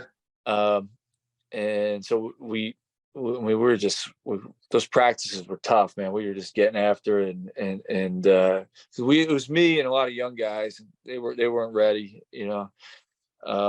But we won that game in the holiday tournament, and then we beat you twice again the following year. But if Reggie or Gil were on this call, so that's why I got to say it. Those guys were awesome, by the way. Special. They were just great athletes, tough. Gil went to Rutgers, so we'd run into each other at Rutgers. He played football there, and I think Reggie was at Montclair State, right? Right. Football, yeah. Those guys were awesome. And I grew up playing ball with those guys down the street, and so that elevates the whole thing too, right? And so in all those games, either Reggie was hurt or Gil was hurt. Okay. So I'll give him that. We would have beat him anyway, but I'll give him that because I love those guys and respect them. But we would have beat him anyway. Yeah. Best team you ever been on? Any sport? Best team you ever been on? I've been on some good teams. Probably my, just talent and success wise, I got to give it to my Big East championship team, 1998 at Rutgers. Our right fielder was Dave DeJesus. He played 15 years in Major League Baseball, and we were just stacked. We had the best. We were like number 3 in the country in hitting that year.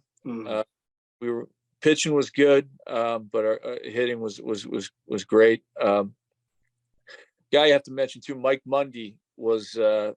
He was the number 1 starter on that team. Mike Mundy faced me at Belleville in '94. We beat them 3-2, and we lost the East Side in the final game, which he always reminds me about. But Mike, he struggled his freshman year, but then he became the guy. He was like number 1 for us his junior and senior year. He played professional baseball, so he was awesome. That team we were just great. We beat Notre Dame 15-0 in the championship game. I pitched the game to get us into that game. I kept it at 6-6, and then we won it in the on a single on the top of in the 9th inning to send it because it was double elimination back in those days. So that was pretty special. Some great summer teams. High school. I mean, that '94 team, even though all we have to show is a conference, we were freaking awesome. Yeah. We were just like so good. We just weird game in the GNT final. We almost came back and won. A kid, second baseman, made an unbelievable play. The ball, he caught a ball like just it was basically attached to a string on his glove. So that was heartbreaking. And then we lost in the sectional final, but we were great that year. Basketball team, I mean, I don't want to disrespect, we won a conference in '93 and '94, but I don't want to disrespect my teammates in those teams. Because we were good in '94. We gave Clifford Scott a good run in the county tournament. You ever play in that gym, by the way? Scott? Scott, yeah. Yes. Did they turn the heat up on you in that gym? I don't recall, but I played it before. Oh my God. I was dripping.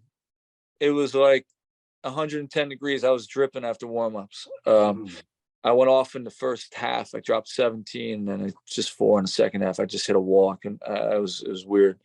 But 92, even though I see you guys got us both times, I love that team. I love playing with Harris, King, Prescott.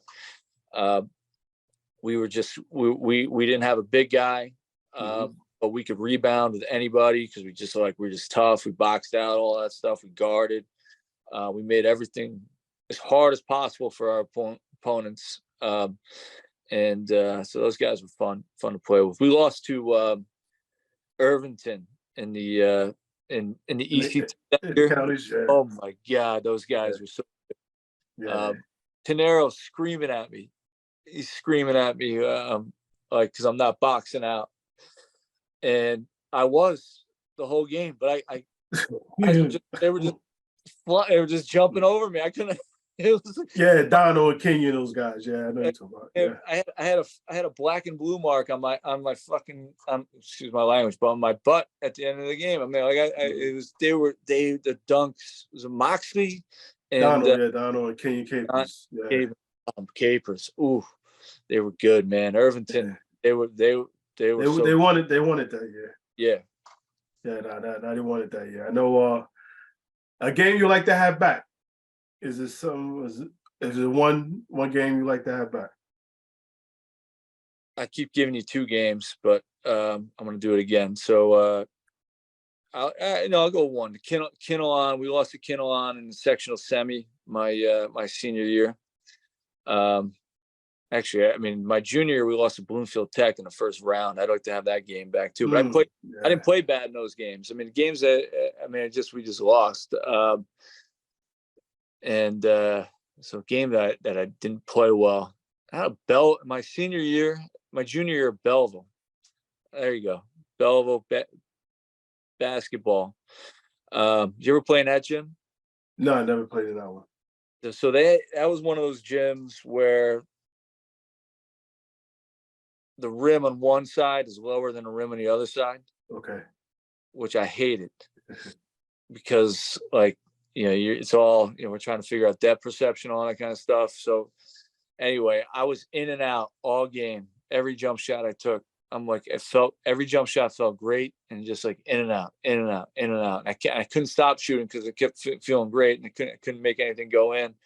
We're down 1 at the end of the game, and I get called for a walk, which I don't think I walked, and it was just like that's kind of that nightmare game that I want back. Yeah. Now I know you talked about a few years Glen Ridge folks here, but let me just flat out ask you: best athlete come out of Glen Ridge? No. I mean, I'm one of them. Depending on who you talk to, I think I'm one of them. My brother, just because of what he accomplished as a professional baseball player, what he accomplished when he was here, I would say he's a level up. But for me, it's like, Glen Ridge is one thing, but I don't know how many guys from Glen Ridge can say this. And again, it comes back to basketball to me, because I think the best athletes are on the basketball court. Like that's just how I feel. And I don't know how I feel like I can walk on a basketball court with anybody. Mm-hmm. Like I didn't score 1,000 at Glen Ridge. I didn't, I played college baseball. I didn't get recruited. I probably could have played D3, but like I just knew then, I know, and even now, like I can go play with anybody. I mean, I just can. Like I just know how to play. I got a handle. I can shoot. I'm gonna be tough with the ball. I'm gonna stay in front of guys. I'm gonna figure. Like I just like, and if there's another, it's probably like 2-3 guys, Glen Ridge that maybe can say the same thing. Your top 5 athletes out of Glen Ridge. So we got Dave. We got Mark Melito. Remember him? I heard that name. He was second base, shortstop at Glen Ridge. Played college for Wake Forest. Went drafted by the Royals.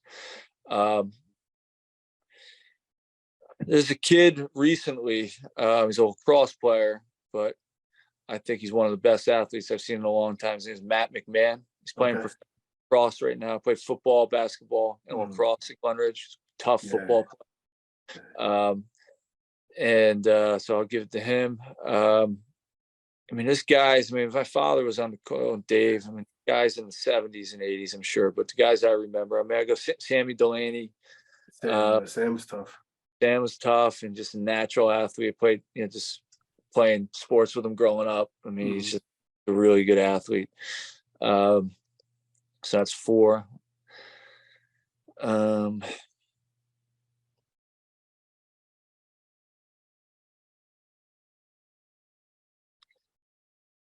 I mean, listen, I don't want to make it all about my brothers, but my brother Billy was as good as Dave and I, athletically, anything. He set the tone, right? Set the tone. Yeah. And start with that right now. Nah, cool. Somebody who should have made it, however you define made it. Ooh, not necessarily from Glen Ridge, though, right? Don't have to be, no. Don't have to be. Yeah.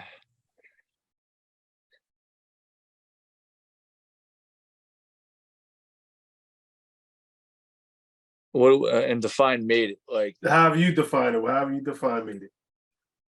I don't know. One kid comes to mind is shortstop from. I guess he played at Montclair State, but I thought Alex Bow, not Alex Bow, not Sam Bow, something Bow. He was so good. And let's see who else. Sorry, man, nothing's coming to me. Nah, cool. You gave me one. You cut it out, man. Should have been 4 years starter at where'd you Central Connecticut? Nah, I didn't even play in college. I wound up going to prep school, and I stopped at prep school. Yeah, I stopped at prep school. To your point, you mentioned when you know it was done. Yeah, that was one of those moments. I was like, I'm good. I had a blast there, played well there as well too. So yeah. What in regards to best part about being Rich Kennedy?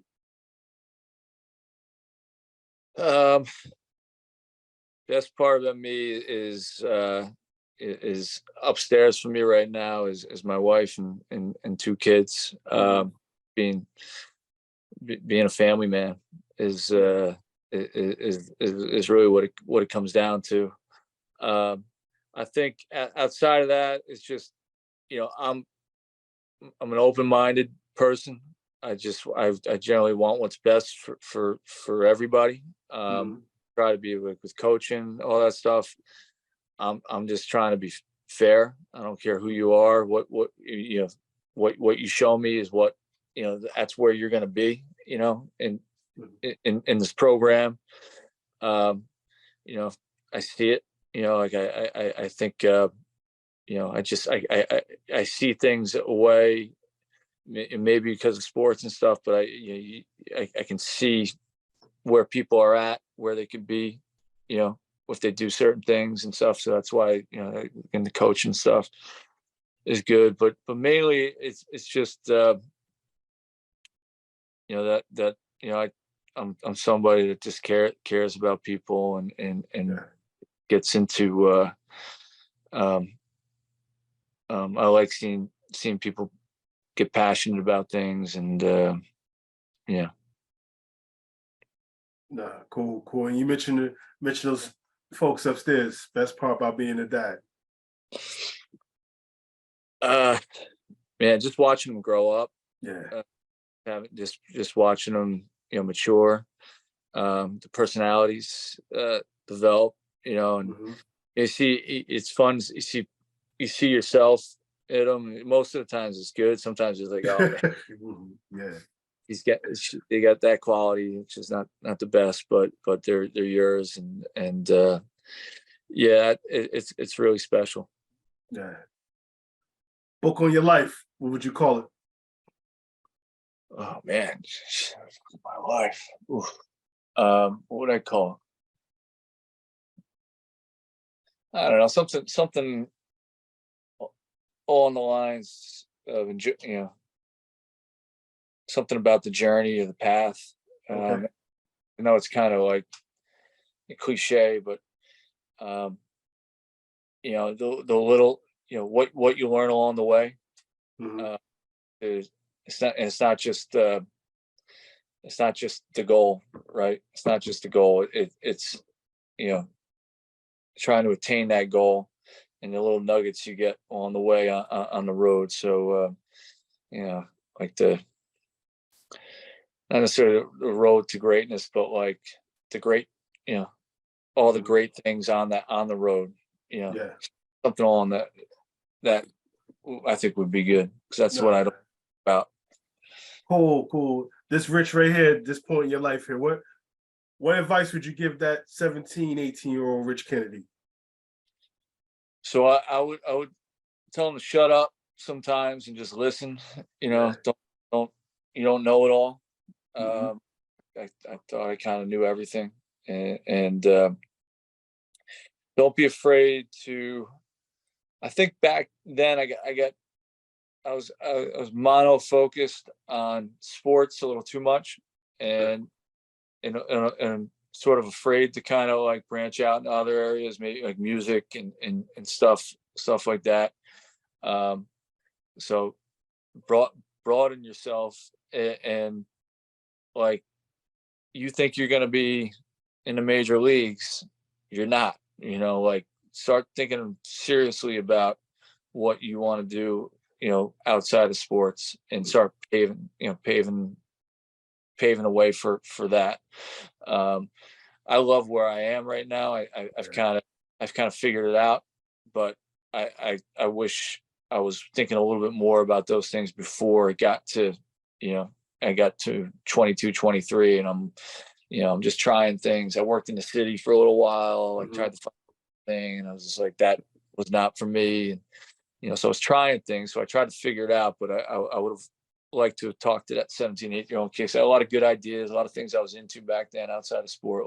Like check those things out. Don't get so stuck in one thing. Don't feel like you gotta do just one thing because Nah, I hear you. I hear well, you. I hear you.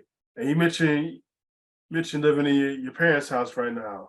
yeah. As far as taking that over, what would your parents say about They are really proud of this. I think they, you know, it totally. I mean, they were involved in the decision making to buy this house. We were looking around, and it made their lives a lot easier just to you? kind of their whole life, and now they can, they didn't have to just like sort of gut the place and leave. Mm, Left a lot of stuff here, a lot of furniture here, a lot of like relics here and there. I mean, and my wife's she's got her thing, so we got our house is pretty jammed up here with a lot of memories.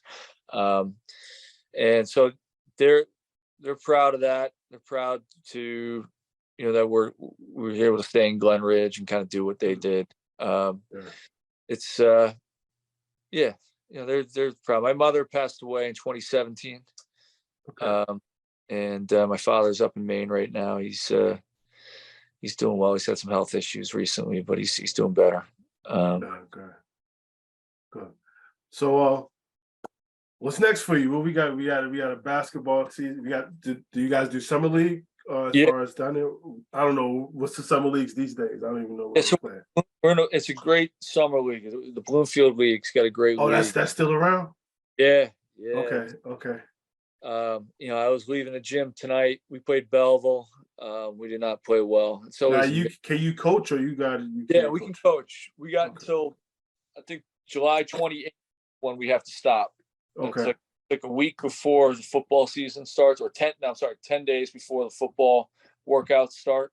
okay, There has to be this like pause, this like no touch, no okay. contact with your kids type thing, and um, so it's Bloomfield League is great because it's close by. Um, we try to get some open gyms going, although our gym's getting worked on, Okay. so I get them in the gym. I actually took the kids out to Forest the other day. I might take a few of the guys up to Nishuane and try to get some extra time in with them. We got a lot of work. We're a really young team, really Mhm. young. We we graduated a guard. He was excellent, and he was just because he was on a good team the year before as a role player. Mhm. He was just figuring out how to be a leader on the floor and be a scorer and all that kind of stuff. And he's going to play in college. Get JD Pine. He's going to Messiah in Okay. Pennsylvania. But I mean, we had lot of young players, but him and a couple other seniors that we lost, that leaves a hole. So these kids got to step up. They got a lot of work to do. So Bloomfield League is good. Tonight, we played Belleville. I left the gym. It was North Tech, West Okay. Side. Okay. And North Tech, they went to the state championship last. Yeah, this they got a Boyd on their hands from what I hear. Yeah. They got a young they got Yeah. a young Boyd. Yeah. Yeah, if they can, yeah, you know him? Is he? Nah, Mike Boyd is his uncle. He's a Yeah, little bit before us. He actually was on that youth games team that with your brother. So that's his, that's his nephew. okay, yeah, he's really good. He can do, he can shoot it. He can go by it. He's got serious athleticism. He can handle it. If yeah, he's gonna be very good. I think he's gonna be a big time college player somewhere. I don't know how much bigger he's gonna get. I think he's 6'6" now. I think he's like 6'6", 6'7". He's excellent. But you remember Marcus Bragg? Yeah, no, yeah. He's coaching Head it. coach. Yes, He's yes, done play for him. These kids are excellent. Tough, yeah. tough. I gotta go catch him. Marquise actually he jumped on here. Yeah, so that was cool. Question: have you played against Coach Fest? So 101 Fest is going to come up. Part of the reason why I love coaching now too is because of Fest, because Dave Cohen, your old teammate, Yeah, Dave. Yes. Eric McElroy is up. He played at Cedar Grove, but he's at Verona now. Just all these guys that from when we played are kind of in the mix and getting to catch up with them and all that. So yeah, Fest done a really good job with Caldwell past couple years. And no, we played them in the summer league last year. We got killed because we didn't have anybody. The year before we just never got a game with them in the summer league. We were hoping to play them in the playoffs. We were going to try to schedule a game 2 years ago. We had good teams. We just never could get that game scheduled. Okay. But we'll definitely. I'm definitely going to run in the Fest at some point, and hopefully we'll be a little stronger and ready for his guys. But yeah, he's listen. It's kind of a comeback story. I mean, he coached. Now it was your junior year was his last year at Immaculate, right? No, my senior year. He stayed my senior year. Was he there your senior year? Okay, I thought. Yes. Oh, no, that's right. He did. And then no, it was the next 2 years that as it was the other coach. Yeah, and then he was on the bench like helping out at Caldwell. He went to West Orange. He actually coached at West Orange for some time. Right. And so we did, back when he was the assistant coach, we did play them a lot more because we were both in the same conferences for a few years. Okay. But yeah. Yeah, no, I'm happy for him, and and happy he was able to do this. Like I said, I know we talked about it and what have you, and I know, and I get the apprehension with as far as some people doing it, which is totally fine. But I appreciate you coming through and you just said when you got time and we'll figure it out. So no, thank you, Rich. This has been cool, man. Gave you something. Now this is cool. And like I said, and I tell everybody I know I got a list of basketball games I got to get down to. You mentioned Marquise. I mean, I got a bunch of games I got to get my butt down to. I got to come see you guys play. I mean, shamefully, my mom is still in the complex, so you're only literally 5 minutes. The gym is 5-10 minutes from my house, so I got no excuse when I come down. I got to catch a game. That'd be awesome, man. You're a legend. I'm speaking to one. That's prop, man. I totally looked up to you back in the day. That's cool, man. And as I said to myself, I caught you early before you took off. So yeah, you did. Yeah. So lucky me. I'm actually, guys just always had a way of scoring on me anyway. So you probably even when I was a junior, you probably would have just drilled threes in my eye. But yeah, no, you were tough, man. You pissed me off. You hit some big shots. And I'm like, just whenever you guys needed a shot, you would make it. And I was just be like, damn. Yeah. Can't shake these guys because of Big Ib. You got a good team though. Mooney, Mooney was tough. I'm trying to think of those other guys that you had, but you guys were tough, man. Yeah, nah, cool. And thank you, man. And thank you for doing this. Like I said, you know, when you say the Kennedy name, Glen Ridge, it rings loud. And you part of the reason. I know you got your two oldest, but you kind of sealed the deal with that. There's no gaps as far as ability and accomplishments with all three of you guys here. So so Thanks. thank you. So thank you for giving me this time, Rich. And I owe you a game. And I'm gonna get to everybody here. So I owe you a game here, man. Yeah, yeah. Yeah. We come out. I'd love to see you. And I love this. Thanks for having me. Thanks for thinking of me. Appreciate it. Likewise, no, definitely. Same to you, and be well, Rich. You too. All right. Take care. You too. Bye. Later. This is cool. This is cool. This is why I do this and just enjoy doing this, whether it's catching up with some, you know, folks I had some familiarity with, some people I just met, heard about. Now, Rich is a star, and you know, I'm glad he's able to share a little bit of his walk here. So, Rich, thank you. I really, really appreciate it. With that said, I'm just gonna step away. I put my hand over my heart. That means I feel you. Yeah.